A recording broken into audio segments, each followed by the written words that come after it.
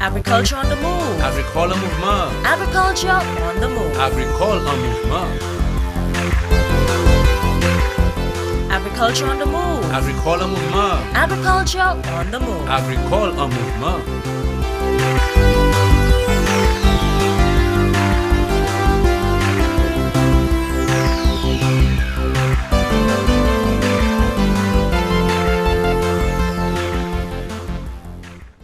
Good day again, viewers, and welcome to the program, Agriculture on the Move. I am Philip Sidney, your host.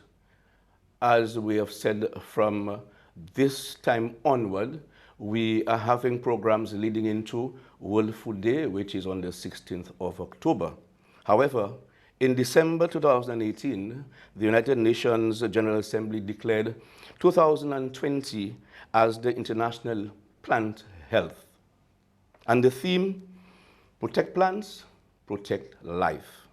With me is Hannah Dupal-Romain, who is the Chief Plant Research Officer in the Research Division attached to the Department of Agriculture, Fisheries, Natural Resources, and Co-Operatives. Welcome, Ms. Romain, and thank you for being on the program. Thank you, Mr. Sidney, for having me. Good. Hannah, tell me something. Tell St. Lucia, what is plant life or plant health? Okay, good morning, viewers. Plant health, so much to say about plant health. But with regards to the International Year of Plant Health that this year, 2020, will be focusing on, we will be looking at basically how pests and diseases can affect the natural functioning of plants. We know that plants are living things and they grow and they produce food for us. In fact, we are aware that 80% of the food that we depend on comes from plants. And when we speak to plant health, we look at all of the organisms that can come together and destroy the health of plants or destroy the potential of plants to bear fruit, or fruit that is wholesome, fruits that can be marketable, or whatever food it is that it is able to be marketed. So why this year, 2020, was chosen the entire year as the year of plant health? Very good question. Over the years, we have seen that there has been an increase in the movement of people, of goods, and of course in 2018, when the year was declared by United Nations as the International Year of Plant Health, the goal was to really sensitize the people as to the impact of moving plant material, food from country to country in trade, how it can have devastating impact on food security. It can have devastating impact on poverty and economic stability. What we have seen over the years that persons tend to move around plant material. However, they're not aware that they're also moving plant pathogens which can cause diseases in plants. So we've seen over the years, St. Lucia is no escape to this situation. We saw over the years that we had incursions of several pests and diseases coming into St. Lucia, and no one knew how they came in, but we are aware that it was brought in. And pests generally do not have any borders. They don't carry no passports, but they come in. So what you find is that during trade, moving people, you find that persons tend to move with pathogens on the crops and plants that they are moving, and this can have devastating impacts on our economy, on plant health, and the United Nations, also with the support of the International Plant Protection Convention, they realize that there is a really great need to have the international public aware how important it is to protect the health of plants, because this is where our food comes from, and not just our food. We are aware that the oxygen that we breathe in on a daily basis really and truly comes from plants. So therefore, what is in place as far as plant quarantine is concerned to prevent the movement of pests from one country to the next. We talk about invasive species. What is in place for this?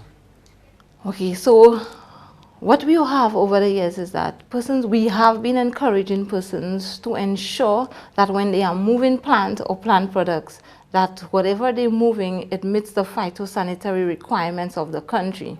So in other words, if you are taking any plant material into St. Lucia, you need to ensure that you contact the Ministry of Agriculture, Plant Protection Unit, to inform them that you are moving a particular plant or plant product.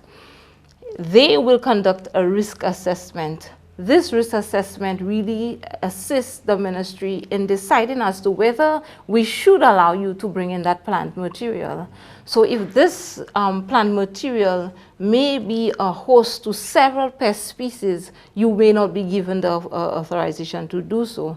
However, if it may be a pest that can be managed, or it may be a pest that, that we perhaps can ask you to conduct some phytosanitary treatment to that commodity, we may allow you to bring it in under certain conditions.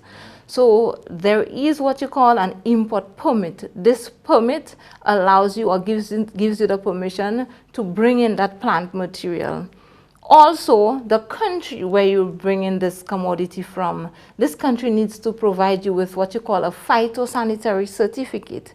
What this certificate says is that the plant product or commodity that you're bringing in is free from pests. By this way, you are trying to ensure that you exclude pests and diseases from your country. Also, we are also encouraging persons who are moving machinery. There may be soil attached to the machinery. It's critical that you wash out the machinery. Tires, used tires. It's very important that you clean out used tires, because you may be moving pathogens on the soil that may be added to it, or you may have hitchhiker pests, like take for example snails. The giant African snail could have come in as a hitchhiker. On containers, who knows, on machinery. So it's always important that you ensure that you clean out those pieces of equipment before you can bring them into the country. Okay, very good. In other words, all you're trying to do is protect plant health. Plant health. And of course, us too, people. That's correct, because this is where our food comes from, you know, and this is why we encourage the general public to come on board and help protect the source of your food. As you are well aware, when during COVID-19, and we are still in the period, of course, we have been asked to be more vigilant and to ensure that you wash hands. Similarly, it's important to protect plant health. I mean, human health is important, but plant health is equally important. I could say that human health and plant health are inextricably linked, because if the plants provide food for humans, then it's obvious that we need to have good, healthy plants to ensure that there are healthy humans, or we are healthy. So we saw the relationship between COVID-19 and, of course, plant health, because we realized that during the COVID-19, we saw there was an increased demand for food, you know, and persons had to know how to grow their own food, especially countries which depended heavily on imported foods. We realized that they... Hold that point, because we're due for our first break. You're watching Agriculture on the Move. Stay tuned. We'll be back soon. Don't go away. I am life. I am home to millions, and I sustain millions more. My abundance brings prosperity, while my scarcity can be deadly. I cover much of the earth, and my influence extends far beyond. I have been around for longer than you can imagine. But my world is threatened. People need to take notice and do more to secure my future, because I am worth protecting. Your health relies on my health. Your life relies on mine. I am plants. I am life.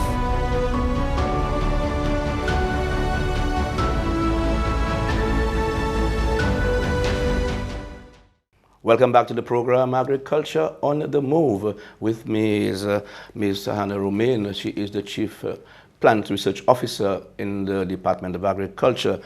Hannah, we've been speaking about plant health, and we also want to know, how the public can be involved, because at the end of the day, plant health impacts human beings because we consume the plants that are being produced. So how can we as people get involved in the whole scenario of plant health? Very interesting. Thank you, Mr. Sidney. Of course, we are encouraging the public to get involved because over the years we have seen that persons growing crops, farmers, backyard gardeners, we have seen that they do have challenges with pests and diseases affecting the crops. However, we're urging them to please utilize the integrated management practices that we at the Ministry of Agriculture have over the years. We have been encouraging them to use. Persons tend to move towards pesticides, and this should not be the last resort, I should say, because we know that pesticides can be very destructive to the natural fauna and flora. And over the years, we do have insects which serve as pollinators, and not just pollinators, they also serve as natural enemies. They can serve as enemies to get rid of the pests that are affecting the crops. I mean, there was an example there with the pink mealybug. You all brought in the beetle, right? Certainly, certainly. I think it was in 2007 or 1997, sorry. That's correct. Yes. When we saw the incursion of the pink mealybug, and we saw rightfully most of the gardeners at the hotels, they complained of how the flowers changed. They had this white this mealybug attached to it, and of course the beauty of the flower was taken away. Correct. And we had to import what we call the beetles and wasps to come in and parasitize those, because chemicals at the time was not working. Correct. And we had to find some integrated approach to managing that pest. And we saw how successful the mealybug was eliminated, or not just totally eliminated, but the population was reduced. Because this is something that I should also highlight, is that when you bring in a new pest into a country, it is very difficult to eradicate it. It's very expensive to manage it. And what you find is that the cost of production of any commodity that you have to manage a pest in, it goes up. Yes. So this is very critical. This is why we encourage the public to ensure that they use the integrated management approach. Do not bring in any plant material without having addressed it or reaching out to the Ministry of Agriculture. And of course, in addition to the natural enemies that we spoke to earlier, I should say that there are also plants that serve as barriers for pests. You know, they provide this, what you call allelopathic properties. So they sense, they prevent other destructive insects from coming to your crops. So all of those are different methods that you can use to reduce on the impact of pests on your crops. Definitely. In fact, let's go back a bit when we spoke about the invasion of the giant African snail. It was costly for us to at least, it was not eliminated, we still have it, but it has reduced considerably, and I don't think the economic impact on plants is not that severe, but it was costly.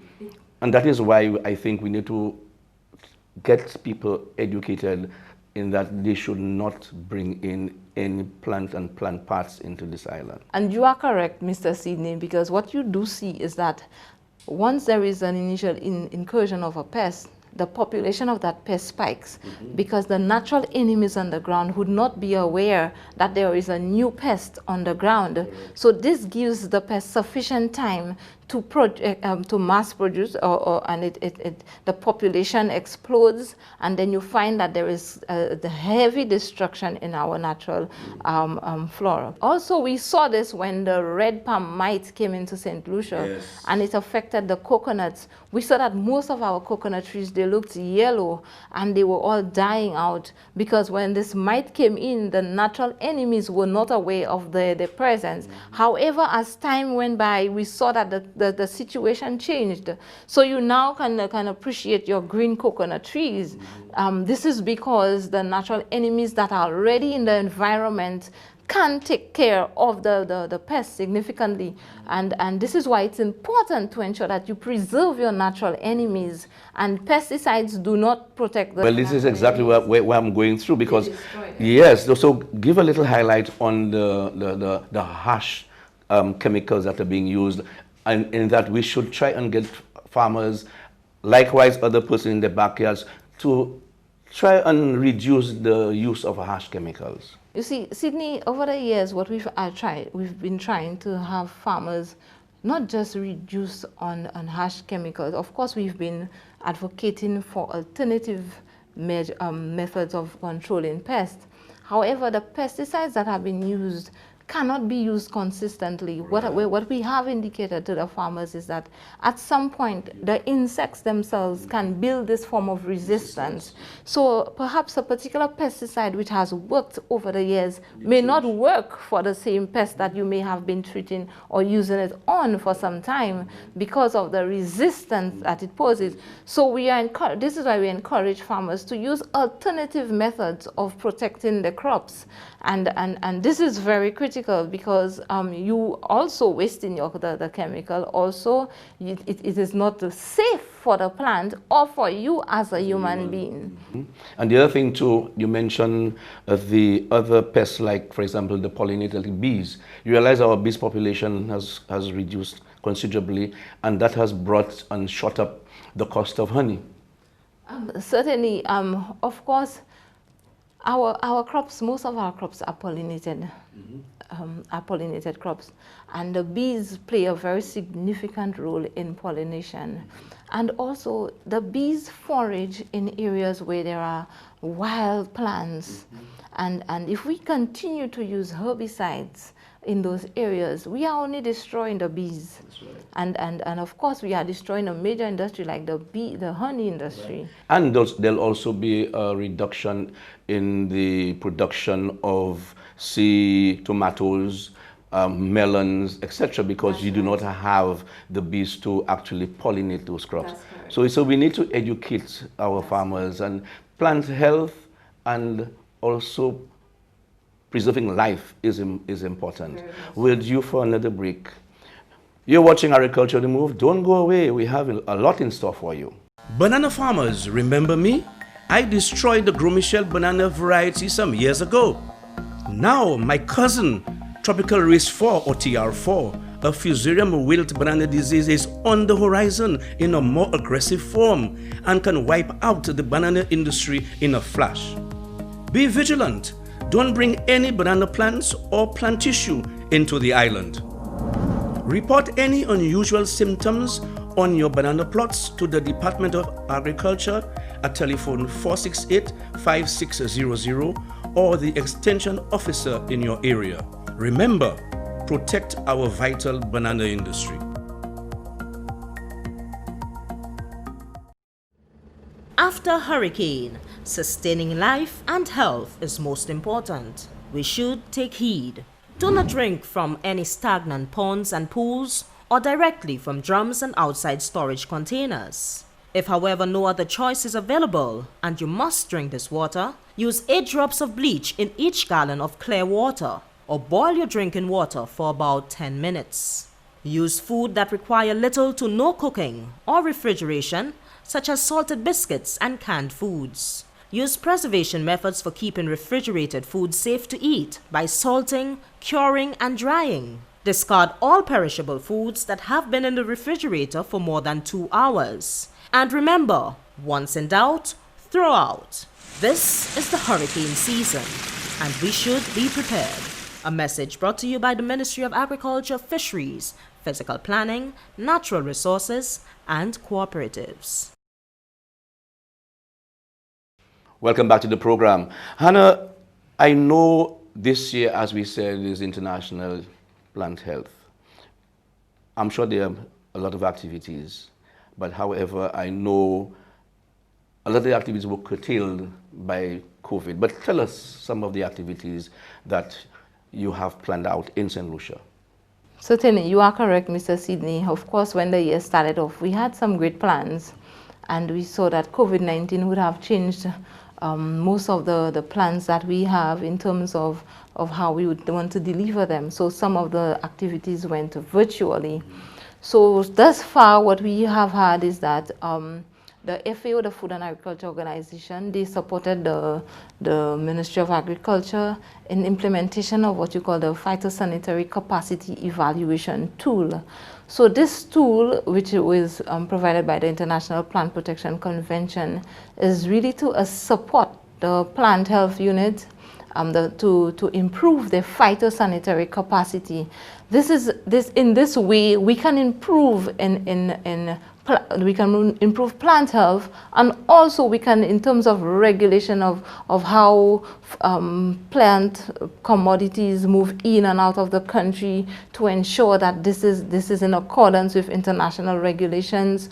Also, in terms of market access, ensuring that we are able to meet particular markets, because you know that pests can create restrictions, can pose restrictions on food going to other markets. I mean, we have an example, the bananas to Barbados.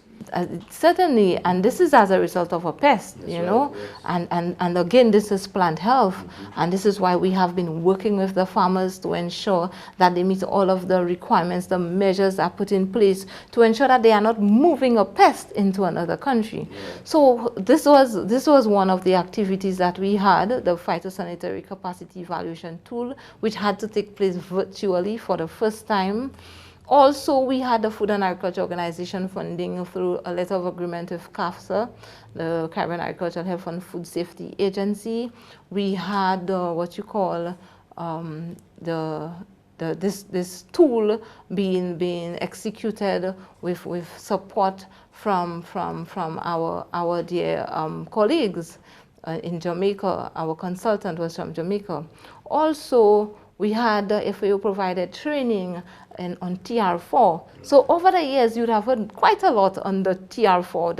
It's a major disease affecting bananas. It's currently in Colombia, and we know that its impact on bananas, and we know that bananas is a commodity that is very dear to us, and we have been working with the FAO. We actually, St. Lucia is one of the recipients of the Technical Cooperation Project, and we've received training for the past few months virtually in ensuring that we keep this pest out, because exclusion is the most important thing for us right now, because there is no form of control for this disease, and we cannot, there is no cure for the disease. Also, on the 13th of October 2020, we will see a tree planting program, which will take place at the National Agricultural Facility, Diagnostic Facility at Union. So at that facility, we'll be planting trees in commemoration of the year, and also we will have this opportunity to walk through the new labs, the new plant health labs, the newly built plant health labs. Your diagnostic facility. That's correct. And this facility came in very good time. So this is a time where the Ministry of Agriculture has seen the need to improve on market access. We realize that trade facilitation is a very big issue now, and we need to ensure that food gets to the countries on time, and that we are able to do diagnostic work with regard to pests and diseases. Take, for example, if a commodity comes into St. Lucia, and we are not aware as to what are the pests associated with it, the time it will take to send this specimen over to the US or other countries, we are now able to do it right here at the diagnostic facility. And of course, we are able to do other things in terms of the maximum residue limits. in terms of the use of pesticides on foods. Now we are able to ensure that farmers do not use pesticides that are toxic, and of course we can monitor the use of pesticides on foods if we are able to look at the maximum residual limits on particular commodities. So the new diagnostic facility has done that, and we will take this opportunity to take a walk through that facility just to commemorate the International Year of Plant Health. There are other activities that are planned in terms of visit to the schools and visit to the health centers, because we really want everybody on board in protecting plants. Plants, we need to protect them. They are important for our health. They are important for food security. They are important for economic stability. They are very important. Alleviate poverty. Alleviating poverty. And also to look at our nutrition systems. That's correct. That's correct. So the health of the plants is very critical to the health of us humans. And I'm thinking here, the plant or the diagnosis facility will be looking at soil testing, and we talk about hazardous material toxic to the soil. Certainly, and we have been doing soil testing over the years, ensuring that the soils that the farmers grow in has the right nutrition, the status is appropriate, is adequate in terms of the elements that they carry, the nitrogen, the phosphorus, the potassium, the micronutrients, that they are in a level that will support the growth of the plant. And the pH. And of course the pH. So we have been doing that over the years, and of course we are going to enhance it, of course, with the new diagnostic facility, to ensure that, of course, even the use of the pesticides that you mentioned, that the soils are not contaminated. Yeah, so all of that work will be done at the new diagnostic facility. So in closing, let's look at integrated pest management shortly. Tell St. Lucians, what is that? Okay, so integrated pest management really deals with any measure that we can use to protect the plant, the health of the plant. So whether you would like to use perhaps using crops or plants that can protect the main crop from pests and diseases. And I can give them some examples, because over the years we've seen that there are crops that have very loud scents, and when you grow them in the garden, they disrupt the pests. They come in there, and what they do is that the pests seem to think that the crop is not in there, so it distracts the pests, So the basil is one, for example. If you plant basil around your garden, there's a likelihood you may have less pests, Also, I'm encouraging them to reduce the use of pesticides, so that they can encourage the growth of natural enemies, the bees and the wasps and some of the list bugs. All of those assist in managing the pests on your farm.